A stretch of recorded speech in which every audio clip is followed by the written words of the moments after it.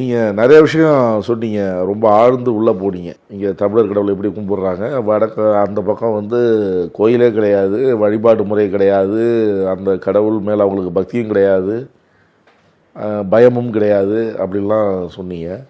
இப்போ அவங்க சில பேர் சொல்கிறது வந்து வள்ளி இருக்கிறதுனால தான் அவங்க வந்து முருகனே கும்பிடல, எல்லாம் சேர்த்துக்கல, அது கீழ் சாதி அப்படிங்கிறதுனால தான் அவங்கள வணங்கலை. அதுதான் உண்மை. நாம் அது நான் சொல்கிறது கேளுங்க.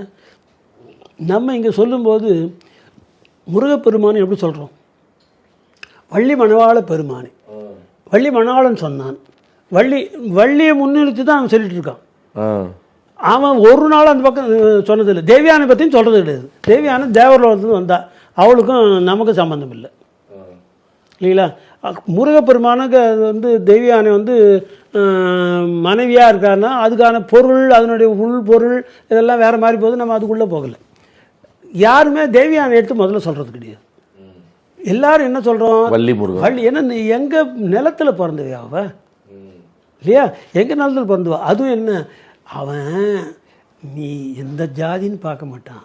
ரொம்ப கீழான ஜாதின்னா கூட ஒன்று ஏற்றுப்பான், மனைவியாகவே ஏற்றுப்பாங்க. அப்படின்னா அப்புறம் என்னங்க அவங்ககிட்ட போகிறதுக்கு நமக்கு என்ன தடை இருக்குது?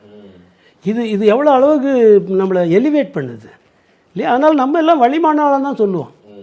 அது அவனுக்கு வந்து என்ன, வள்ளி அவனுக்கு ஆகாது. அவன் என்ன இதுவாச்சா, வேடனோட பொண்ணு, அதனால் அவன் வைக்க மாட்டேன்றான். அது இயல்பு, அவனுக்குரிய பண்பு குறைபாடு அது அப்படியே வெளிப்படுது.